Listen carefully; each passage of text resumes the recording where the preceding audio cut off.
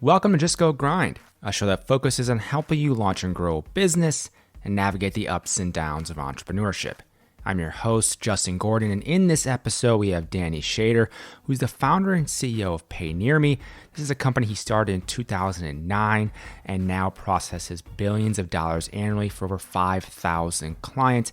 Previously, Danny was also the CEO of Good Technology, a company which Motorola acquired in 2007, as well as Accept.com, the first consumer-to-consumer payment service, which Amazon acquired back in 1999. In this episode, we talk about Danny's journey with PayNearMe, why he decided to start this in 2009, also going back to his other companies and kind of how they played a role in his career today, why they acquired a company called Prism, ultimately sold Prism, his approach to hiring, and really the 4 traits he looks for, Danny's experience as well working with Bill Campbell, as well as Jeff Bezos, his advice to his younger self, and so much more in this episode. As always, the show notes are at justgogrind.com/podcast, and you can support the show by leaving a rating and review over in Apple Podcasts.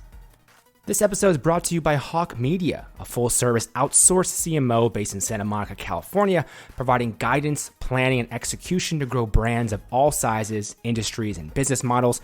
Hawk Media is recognized by Inc. as one of the fastest-growing marketing consultancies, and their collaborative process, a la carte offering, and month-to-month fee structure give clients the flexibility they need to boost digital revenues and marketing ROI. Hawk Media, the company, has serviced over 1,500 brands of all sizes, ranging from startups like Tomorrow Melon, SIO Beauty, and Bottle Keeper to household names like Red Bull, Verizon Wireless, and Alibaba. And also, I had the founder and CEO of Hawk Media, Eric Huberman, on the podcast in episode number 23, if you want to take a listen. And to get a free consultation, head on over to hawkmedia.com and be sure to mention Just Go Grind. Without further ado, here is Danny Shader, founder and CEO of PayNearMe. Danny, welcome to the show. Great to be here. Thanks for having me. Yeah, I appreciate you taking the time and lots to go through with your career. But starting with PayNearMe, what is the company doing now? Because it's come a long way. I'm curious as to kind of the overview of the company right now, Danny. What we do is we take over the entire payment relationship that our customers, who are businesses and government agencies, have with their customers with respect to payment. So everything that relates to that interaction, presenting the portal through which they pay, the mobile experience, the interactive voice response service, if there's one, the interfaces that the customer service reps interact with, all the payment processing, so the credit cards, the ACH payments, Apple Pay, Google Pay, inserting things into wallets and controlling who can pay what with what form of tender when, and very importantly, leveraging one of our unique assets also, the ability to pay with cash. So it's literally everything involved in these customers' payment worlds. And to be clear, these customers are not commerce sites. These are typically billers. These are people involved typically in some sort of recurring billing relationship. And the reason this matters so much is, our commerce experiences have gotten pretty great, but outside of, say, Verizon and AT&T or Comcast, the largest billers in the world, most of our monthly billing experiences stink. And most of those companies don't have the resources to go out and get a Stripe or a Braintree or something and build up all that stuff. They need to keep their resources for important business problems that they have to solve. And so they can use our software and systems to come in and take care of all that in a kind of a no-code, low-code way. That's amazing. And I know, Danny, that this has come a long way and it's been quite the journey.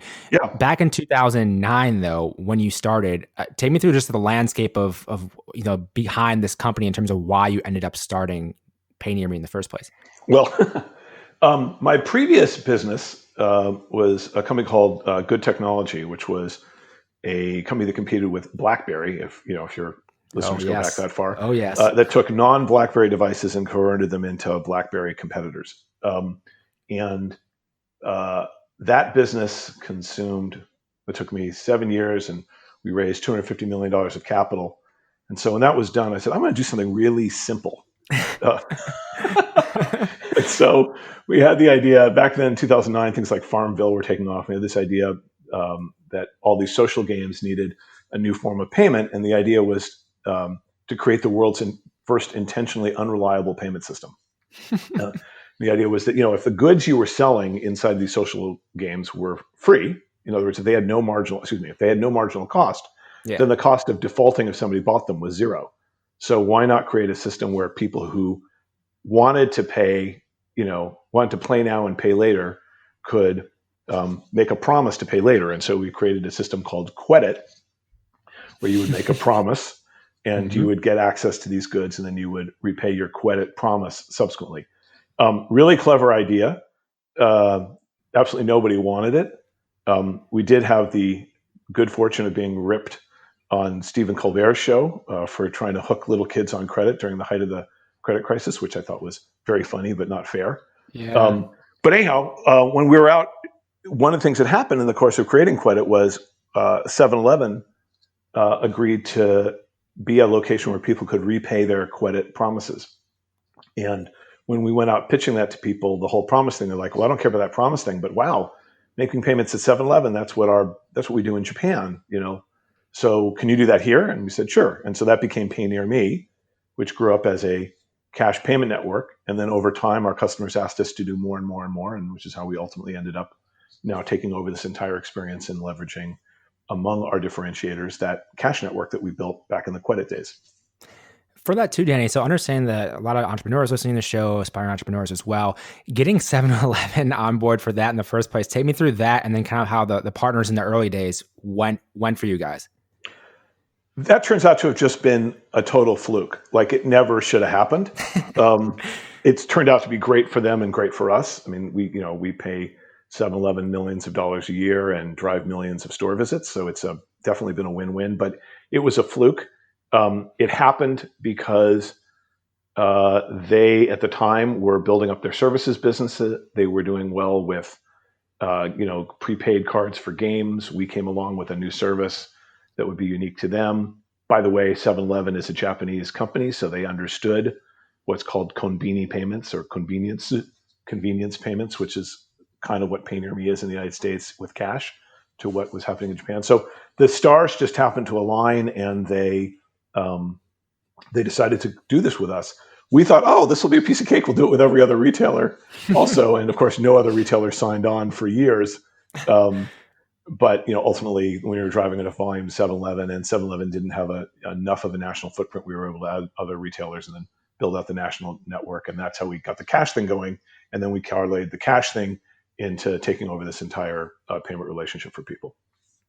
From that as well, Danny, understanding that you had just a little experience prior to starting PayNearMe, how did you kind of think about starting this company, growing this company based on the experience you had starting and growing other companies in the past? I'm curious how that influenced you in terms of the direction you wanted to take with PayNearMe.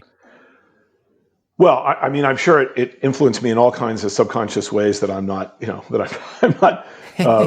present enough to be able to articulate. But in general, no business I've ever been involved in ended up doing what it set out to do originally.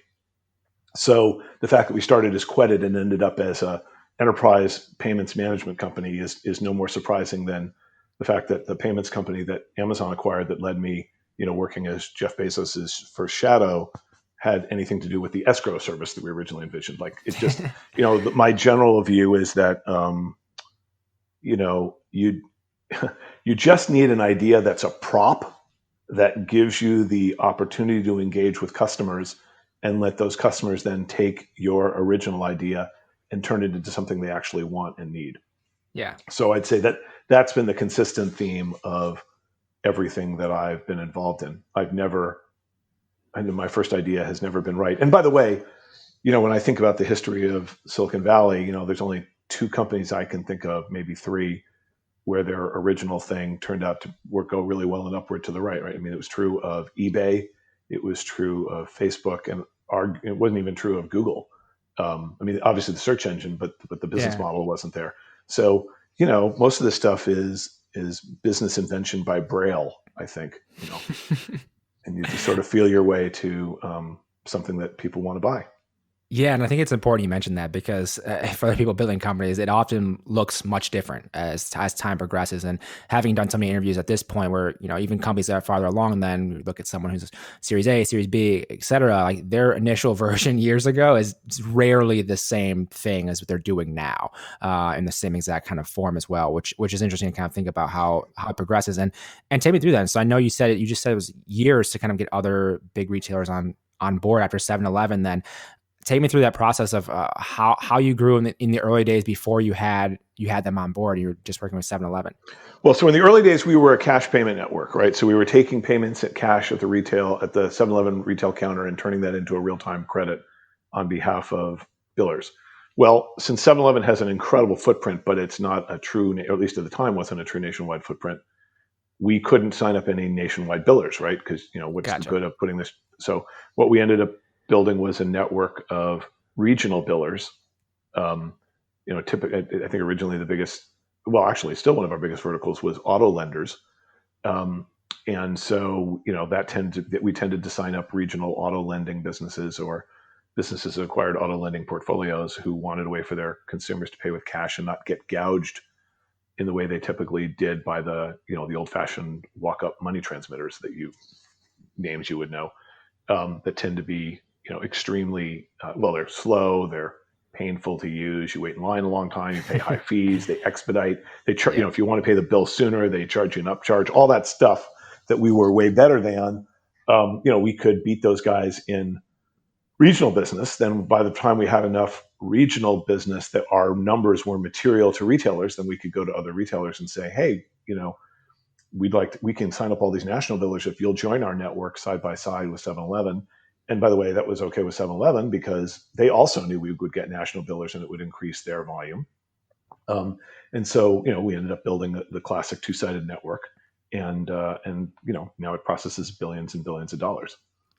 And along the way with that as well, Danny, you acquired Prism. Take me through how that came about. I know other companies I've talked to have thought about acquisitions and that sort of thing as well. How did the Prism acquisition come around?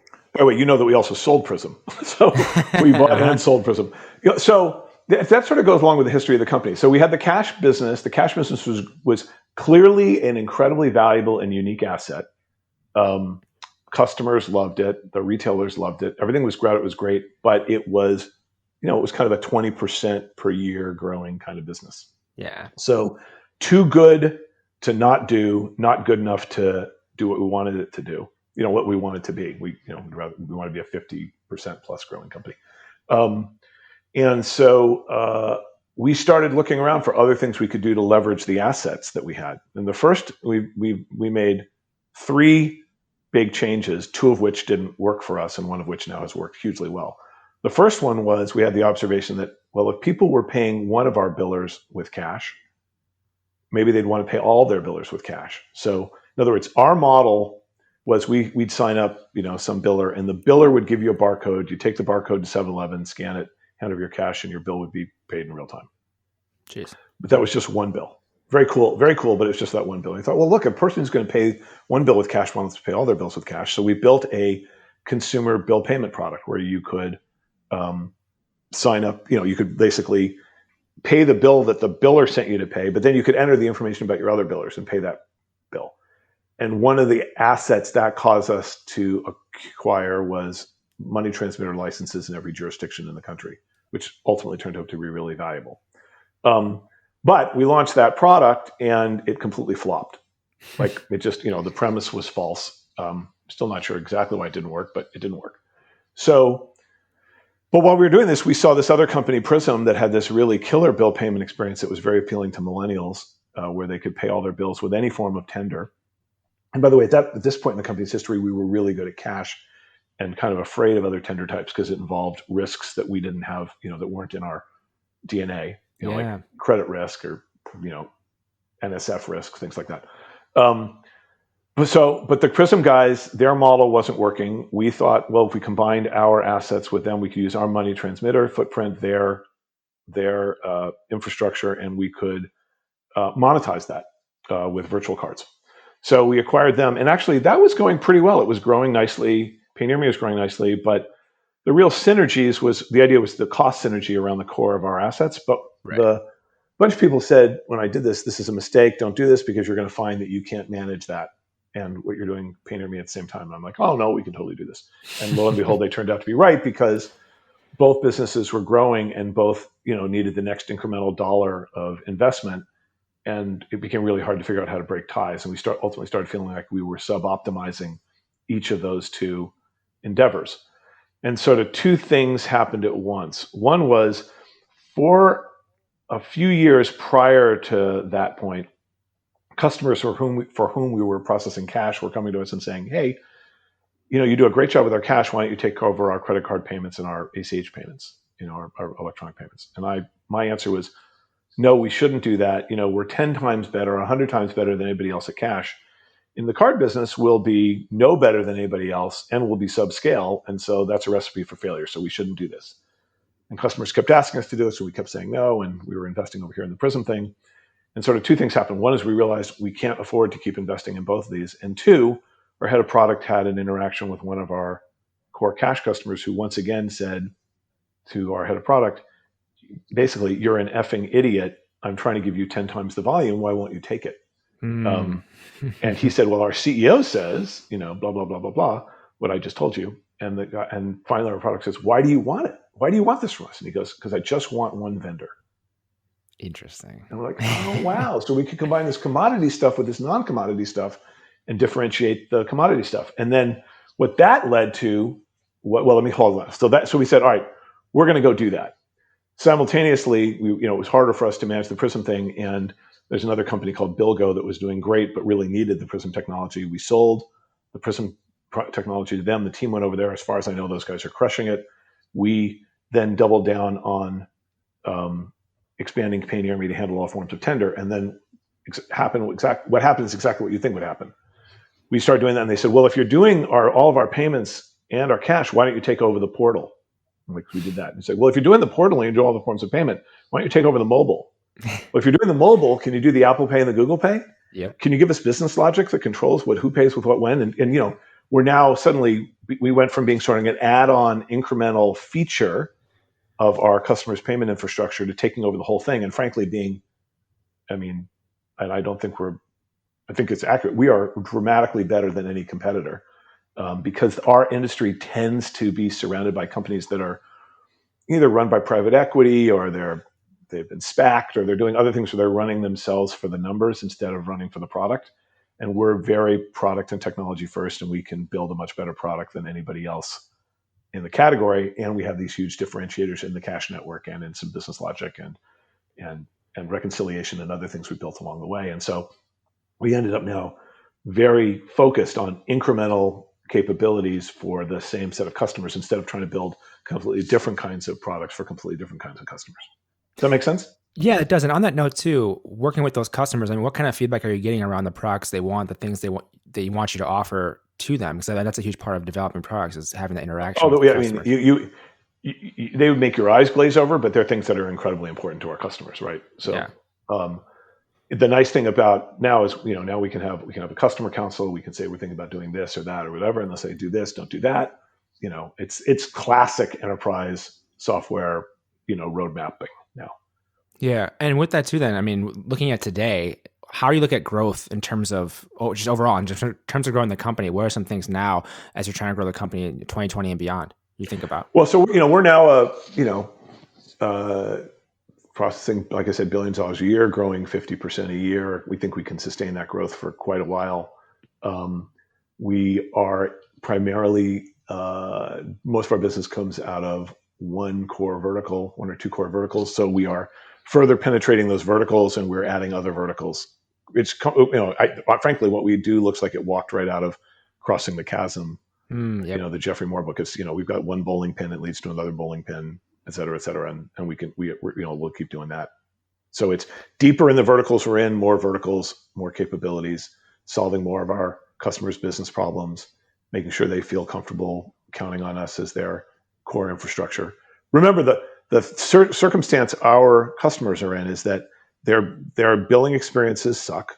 Yep. Before we come along. As a result, they don't get paid as well, meaning they don't collect as much, and they get more customer service inquiries, which cost them more money, and their back office expenses associated with reconciling those payments are more expensive. And we come in and we solve those problems for them. And they can't solve it themselves because, most of America doesn't have enough development resources to even think about building something like this. Not to mention that we have, a decade of experience Exactly. creating these kinds of things. And so they can take their precious resources and use them on things that give them competitive differentiation. If you're a lender, there's all kinds of things you want to do with analytics and improving your risk models and managing that. The last thing you want to do is build a loan management system or build the customer relationship infrastructure around payments. And so we do all that. We do the latter. Obviously, they'll buy a loan management system from somebody else, and then they can use their developers for the things that give them proprietary advantage. Danny, one of the things I want to go back to, I know you mentioned we obviously repeatedly because it's clearly not you, only on this company. I can assure you it's not me.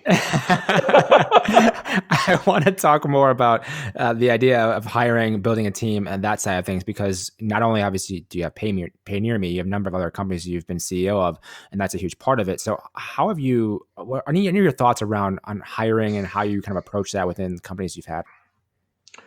A lot of the core folks I work with now are people I've worked with in the past. Yeah. So, people tend to travel in clumps. So if you find, when I have found somebody who is, has the magic combination of being smart and hardworking and high integrity and has the sort of stick-to-itiveness or character, or I guess what's now called grit, which I think are the magic 4 characteristics for success in the startup world. When I find somebody and I'm lucky enough to get to work with somebody like that and they can tolerate my quirks and, and we get along well, they're likely to know other people who they get along well with, and they'll pull those folks in. And so some of the core PayNearMe folks, came with me from, Good Technology, which was a previous company that I was involved in. But for example, I got really, really lucky in meeting this guy named Steve Capps, who's a Silicon Valley legend, worked on the original Mac development team, did a lot of the stuff for Newton, which ended up in iPhone, just this incredible, an Apple fellow, a Microsoft fellow, like this awesome guy. We met, we were working on Quedit, and he literally said to me, "Oh, that's simple. It's 10 screens. Here we are, millions of lines of code later." But then, he was able to bring along his VP of engineering that he'd worked in the past. That guy brought along other people he'd worked with, and as people bring along other people, and there's no new insight there. I think that's true for everybody. But that's how we've done it, and then we've done more and more external recruiting now. But we've got a good sense of what it means to have our core values. And now what we're doing is we're spending a lot of effort on diversity, equity, and inclusion, because the downside to obviously hiring people is you're going to tend to hire people who ethnically look like you do. So we're investing pretty heavily in figuring out how to expand our ranks and diversify our ranks materially. And with that as well, Danny, what are some of the things you're doing, or how are you thinking through that? Because obviously there's other companies in the exact same position where it's like, yeah, we just hired our other buddies from school, and then just kind of materialize into that. But like, how do you think through that? I'm just curious. Well, we could probably spend hours on that. So we have a number of folks who, first of all, we have an internal team of folks who have been very thoughtful about laying out a plan. Yeah. We also are relying on third parties to advise us, and other people have been through this journey before. The sort of stake in the ground we have made is that every quarter we want to be better than we were before, right? So, it basically involves, let's assess where we're at, let's build a plan for improving some dimension of that, let's execute the plan, and then let's measure it and do it again, and just keep running that circle, right? And so obviously that touches, it doesn't just touch recruiting, it also touches creating an equitable environment, and it also it means creating an inclusive environment where people who join us want to stay with us. And so I'm sure we will make mistakes, but I think we're already making improvements, and I think we'll just it's kind of like product, right? You do it, you improve it, you do it, you improve it, you do it, you improve it, and we'll just keep doing that. With that too, Danny, you mentioned kind of those different characteristics you look for in terms of hiring. Has it always been those ones from the beginning, your early days of your career? How has it evolved and shifted into like understanding what you really are looking for with these people now that you work with? Well, in fairness, the reason why I have that pithy 4 is that I was fortunate enough through dumb luck to end up in a company long ago called Go Corporation, led by a CEO named Bill Campbell, who turns out Yes, to be yes. one of the most amazing, leaders who ever lived, and certainly one of the most amazing guys in the Valley. And my observation of, if you looked at the people around Bill, they, who clicked well with Bill, they were all incredibly different from one another. But what occurred to me is that they had those four characteristics. And so really what I've done is I'm basically borrowing from him. What I observed, was one of the things that made him great. With that as well, I mean, I'm sure a number of people are going to be actually familiar with him, especially with when I think the book he had out relatively recently. I think it's Trained Our Coach was talked about him and his life as well. Mm-hmm. Take me through more of your experience working with him, other aspects of that. I'd be really curious to hear more about what it was like. Well, I worked for this company called Go Corporation, which was doing pen-based computing, which is arguably a precursor to, smartphones, to iPhone, things like that today. And by the way, Capps was doing the same thing. Steve Capps, I mentioned earlier, on Newton, which was in this, of the same era. And I was a product manager, and I gave good demo. And I also had a very strong interest in Japan. And probably to orient yourself around this time, the late 80s, early 90s, people's view of Japan in the world was a lot like people's view of China in the world is today, which is this rapidly rising economy that would, at that point, I think everybody thought we'd all be working for Japanese companies at some point. Yeah. And so I'd grown very interested in that. I'd worked for Fujitsu, a Japanese computer company, in college. I was I was just enamored of all that. And we were making software for small devices, and at that point, all small devices came out of Japan. So Bill came in from Clara/Apple, realized he wanted to find licensees in Japan. I was a product manager who could demo well, and so I ended up as his, frankly, his demo dolly, traveling back and forth to Japan with him. And you travel back and forth to Japan with somebody a lot, you're spending a lot of time with them, and so he took an interest in me and started trying to whip me into shape, and ended up frankly guiding my career and trying to help improve me as a person for the rest of my life. It was pretty, one of those just amazingly lucky things that happen. With that too, looking back at your career so far, and obviously a number of different organizations you've been a part of, I'm really curious as to why you decide to join certain companies or start certain businesses, because a lot of times the whole like founder product fit or founder market fit is very important in terms of understanding why these problems are the perfect problem for this founder, why they decide to work on that. How do you look at, which companies you want to join? Obviously, it's a case-by-case basis in many ways, but I'm curious as to how you kind of look at that in terms of deciding, I'm going to start this company or join this company, which is a huge commitment of time and energy when you decide. How do you look at that decision in terms of your career, Danny? Well, generally, I have only joined the companies that I've started or restarted. I, at one point, was recruited in to be the CEO of a company, and the founders had a coup and threw me out. So that that didn't work. That's not the that didn't particularly well. So I think the safe thing is for me to do the ones that I've been involved in starting. And there are people. There's a guy named Bruce Dunleavy at Benchmark Capital who was on my board a number of times, and he used this term product picker, which I define as, I don't know how he would call it, but it's a person who you could put them in a room and they'd invent a million great products. There's a guy I work for named Eric Hahn, who I think is the classic example of that. I am not that guy, right? So I really not. Most of my ideas are bad, but I can pitch an idea and I can listen and I can refine, which is why I made that point about having the first idea as a prop, which I then, I and the people I'm working with subsequently refine into something that people want to get. Yeah. And so for me, it has been, my view is that you got to start with something that you're super excited about, even if you're going to be wrong. And you've got to be in love with the idea of being an entrepreneur and throwing your idea away when it turns out not to be right, which has all been true. But my sense always was, because this is so hard and I'm so likely to fail, if it's not an idea that's keeping me up at night, because I think it's so amazing, then it's not enough. They're not giving me enough momentum to carry me through. Even though each time I've had one of these brilliant ideas, whether or not it was Quedit or industrial DNA or a bunch of things I've started that turned out to be terrible ideas, that I had the passion for them enough to want to get going. And then, once engaged with customers, then I got more excited about what the customers wanted me to do. Did you always think that you would be an entrepreneur, Danny? When I went to high school, I wanted to go to college and become the CEO of General Motors. So no. By the time I wait, hold on, go back. Wait, what?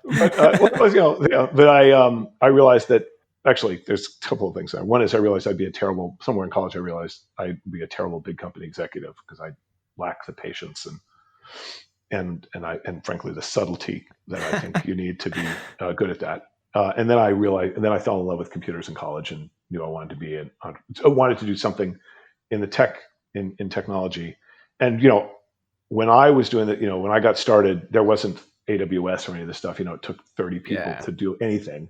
And so you actually had to learn how to manage first. And so the path was go work for startups or go work for bigger companies where you get some management experience. And then in your 30s, you'd have enough of management experience that venture capitalists would be willing to back you. Obviously, all that has changed since then. But, that was the path that I took. But one of the points I wanted to make about GM was that, around here, I think a lot of us think we're geniuses because things have gone well. I once had an investor say to me, which I love this line, I've never met a person worth $100 million who wasn't a genius. And he was being very tongue in cheek. When I think about the fact that if I had gone to Detroit in 1979 when I came out of high school, 1984 when I came out of college, when I came out of high school in 79. If I'd gone to General Motors or to Detroit in 1984 versus ultimately coming to Silicon Valley, I'd probably be an unemployed middle manager in Michigan. Yeah. Right? And the reason, in other words, saying the single biggest thing that has led to my good fortune in the Valley is the good fortune of being in the Valley. Right? A rising tide raises all boats and a sinking tide brings them down. And so now, ironically, Silicon Valley is involved in Detroit, which you never would have, thought of back then, obviously with everything that's happening. But so, that's always a reminder that, getting associated with things that are going up and to the right is generally a good idea. It's a story too that you hear with a number of different people mentioning similar, but putting yourself in that environment has led to so many obviously good things. I look back at even the decision I made I'm from Wisconsin originally and decided to move to Las Vegas to work in an e-commerce company that I knew I was going to get closer to the West Coast is where I wanted to be. And then going to USC to get my MBA to be in LA where the startup scene growing, obviously not the same as Silicon Valley, but still doing interesting things happening here. And without a doubt, the number of opportunities that have come along in only the last 2 years is just kind of insane from being in that right environment and around people who are building things and are doing interesting things. And I kind of can't highlight that enough for anyone kind of, interested in starting something, whether you don't have to necessarily be in these places, but surrounding yourself with those people at the minimum. And those people tend to be in the Silicon Valleys, in the LA and the New Yorks of the world as well. So finding those pockets of people can be super valuable in your career as you're going along. And one of the things I'm wondering, just because again, multiple companies as CEO as well, a number of years running PayNearMe, is there anything you would say or advice you'd give to your younger self, Danny? Things that that's maybe one of them is your career lasts a lot longer than your company. Ooh. So it's another way of saying, as Jeff Bezos was fond of saying, reputations are hard earned and easily lost. Yeah. The short-term expedient, take advantage of the guy on the other side of the table, like lying or finessing or doing things that aren't honorable, will ultimately bite you in the ass because that reputation will stay with you a lot longer than that company that you're working for will last. And to that point about people traveling clumps, if you want to work with honorable people, then you want to be an honorable person working with those people, right? So that they'll want to work with you again. So now frankly, I'd like to think that I've been an honorable person for my entire career, but I never cease to forget the importance of that. So let's see. Now, things that I did badly, I remember Bill, when he was, criticizing me in the interest of improvement, he used to describe me as a human missile, that I would be so maniacally focused on whatever I was working on that I would ignore the relationships with the people around me and piss them off. And, not by being dishonorable, but maybe by being a jerk.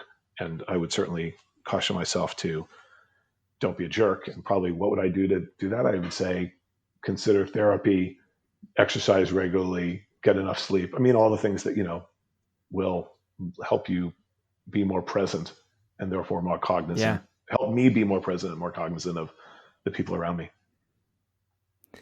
One of the things too, I know you mentioned that obviously the acquisition by Amazon. What was that like? This is Amazon, it was 2000, I think it was. What was that like, obviously getting acquired and then working for Amazon for a bit, early Jeff Bezos, pre-richest man in the world, Jeff Bezos. What was that experience like, Danny? Well, he was Man of the Year while I was there. So, in fact, I was his shadow when he was on the Time Magazine Man of the Year tour. So, in some of the pictures, I'm like, he's carrying a Pikachu and I'm standing behind him or something. I mean, it's, first of all, many of us who were there at the time have said, to each other, did you imagine then it would be what it is now? And actually, the ones that I'm in touch with, who are the folks who left, didn't, because I think if everybody recognized it, they'd probably still be there. The one thing that was clear to me, though, is that Jeff was a uniquely amazing entrepreneur.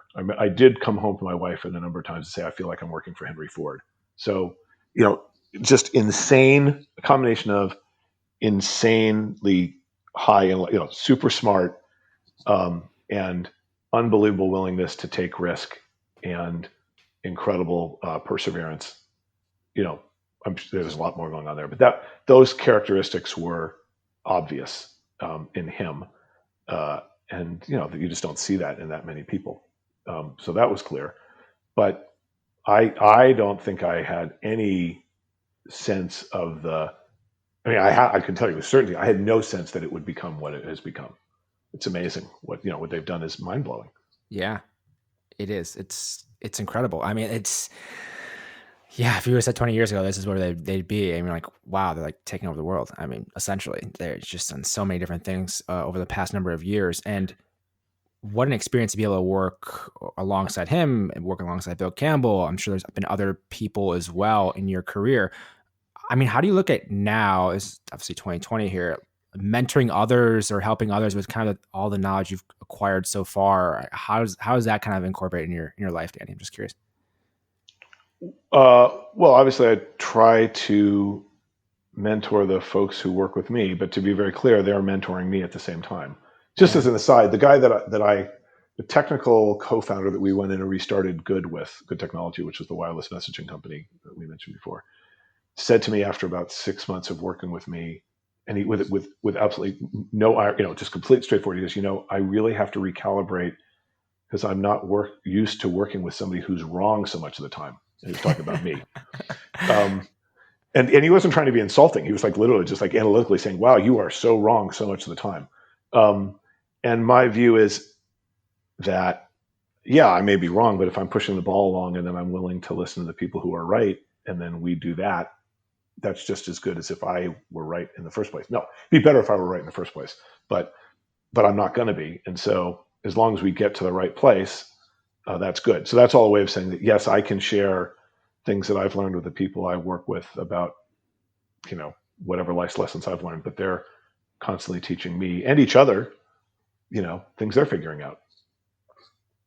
Yeah, there's so much to learn from others, and it is that back and forth thing as well, even between mentors and like mentees in terms of like the official relationship. It's just like people. I mean, we're all just kind of people and learning from each other. Well, I don't think I was teaching Bill Campbell a lot. Let's be clear. There's always a wrong way or a right way to do things. Yeah. But I think among us mere mortals, yes, we can all teach each other. Except for the rare exception. I'm sure Bill at some point was like, okay, well, maybe there's one thing from Danny. At some point along the way. I know you touched on, the basics in terms of like sleep and et cetera as well from kind of an ongoing long career. But one of the things I know I saw from a little research is just like your backstroke. Danny, talk to me about this group you have. Oh, the mermaids? Yeah, I'm curious. I've started in 2004. We started with two of us. Now there's, 16 or 17 of us. As one of the Greg Sands, who's a venture capitalist here, refers to us as mammals, which is middle-aged men in lycra. But it's it's a group of 16 dads who swim very faithfully together, and that keeps us all in shape. And it's social and it's fun, and it's and I do have a terrible backstroke, but my freestyle has gotten better, and my breaststroke is quite good. How did that come about, though, Danny? That group? I honestly, so I was around 40, I think, and I had two young kids, and I was working my tush off, and I think I had this epiphany where I thought, it would really be a bummer to get through all of this entrepreneurship stuff, have my kids get older and die. Yeah, literally. I mean, it's like, and I think that's not some version of that is not an unusual thing for men in their 40s to realize. It's like, I have to start taking care of myself, and you don't have to be a rocket science to know that exercise is good for you. And so, I figured I can't run to save my life. So I figured I'd get back in the pool and start swimming again. And so that's what I've been doing. And it's been great. It's this group it's in addition to obviously keeping us in shape, we all, it's social. We drink together, we hang out together, we carpool together since we can't, we caravan together since we can't carpool together. Yeah. It's been great. And it's good for my mental health and good for my physical health. And it's nice to have relationships that are personal instead of professional. Yeah, and that's why I wanted to bring that up, because I think, we can learn, we just talked about just a minute ago about learning from people around us. And I think people at different stages of their life have different perspectives. And, you can kind of have the cheat codes of life in many ways to be like, well, let's see, where this person has already been through many companies and starting, and what do they do? And there's always some things to take away. And that's why I like to have so many different people on the show at different levels to kind of have those kind of perspectives around these different things. So I really appreciate you sharing that. And just to bring things kind of full circle into PayNearMe now. Yeah. That's all kind of, this has been obviously a long journey to this point for you, and looking at the future, your career with PayNearMe, obviously this company you started, like what's next? Where do you want to take this ultimately? Bigger and bigger and badder, and everything else will take care of itself. Right. I mean, and by the way, in a weird way, I'm inspired by Amazon in that regard. Right. I mean, I don't think, while Jeff clearly had the vision for the everything store, I don't think he had AWS in mind. Right. And so I think you just do stuff. And by the way, we had Quedit, and we didn't think Quedit would turn into a cash network, which we didn't think would turn into this entire enterprise software suite for managing billing relationships. And I think as long as we keep recruiting really smart folks who like each other and enjoy working with one another, and we maintain a constructive relationship with our board, and we continue to grow, we will have our own AWS opportunities, right? We will find things that we can do that are, that keep growing the business and are interesting and fun. I think the point you mentioned there around bringing smart people in is such a huge part of it, because I don't know if you remember the story about Jeff Bezos, where they talked about he had an idea for how to improve the company in the very, very early days of sorting products. And he was like, oh, we'll get knee pads. And someone else was like, why don't we just get tables? Yeah. Classic story. It's like, you surround yourself with smart people for those reasons, because you're not going to have all the answers as a CEO. You're never going to. You're obviously trying to lead the ship, as you mentioned, and being able to decide quickly from these smart people, but surrounding yourself with them is so very important. And by the way, I have to say this: it's not just smart, because there are lots of smart jerks, and they'll ruin your company. I think the magic four, the Campbell magic four, would be they're going to be smart. They got to be really hardworking. They've got to have unquestionable integrity, and they would have what Bill would call character, but today would be called grit. That's the magic four. And so the intersection of those four and the Venn diagram is actually reasonably small, and those are the magic ones that I think you want to find and keep yourself around. Yeah, absolutely. And Danny, where can people go to learn more about PayNearMe and connect with you as well? www.paynearme.com. Perfect. Thank you so much for taking the time to come on the show today, Danny. Thank you very much. Good talking to you. Thank you so much for listening to this episode of Just Go Grind. If you want to follow along on the socials for all things Just Go Grind, and with me as well, you can find Just Go Grind on Instagram and Twitter at Just Go Grind. You can find me on Twitter at JustinGordon212. Find me on Instagram, JustinGordon8. Thank you so much for listening. Have a great day.